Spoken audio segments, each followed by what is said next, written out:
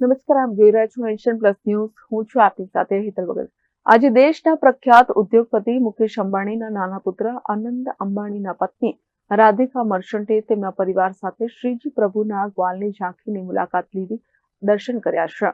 ગુરુવારે મોડી સાંજે ધાર્મિક યાત્રા પર નાથદ્વારા પહોંચેલા અનંત અંબાણીના પત્ની રાધિકા અને મર્ચન્ટ પરિવાર છેલ્લા 2 દિવસથી ભગવાન શ્રીનાથજીના દર્શન કરીને આશીર્વાદ લઈ રહ્યા છે. આજે રાધિકા મર્ચન્ટ અંબાણીએ તેમના પરિવાર સાથે શ્રીનાથજીની ગ્વાલ ઝાંખીની મુલાકાત લીધી હતી અને મોતી મહેલમાં યુવાચાર્ય ચિરંજીવ ગોસ્વામી વિશાલ બાબાના આશીર્વાદ લીધા હતા.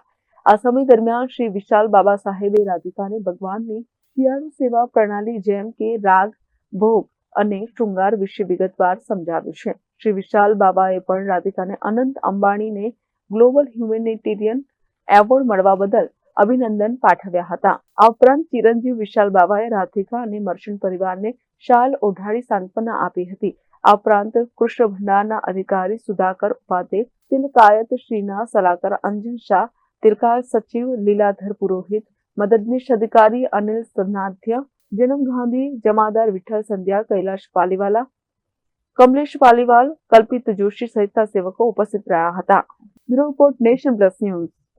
સમાચારોના સતત અપડેટ મેળવવા માટે અમારી નેશન પ્લસ ન્યૂઝની યુટ્યુબ ચેનલને સબસ્ક્રાઇબ કરો, બેલ આઇકન દબાવો અને જોડાયેલા રહો ફેસબુક, ઇન્સ્ટાગ્રામ અને ટ્વિટર પર.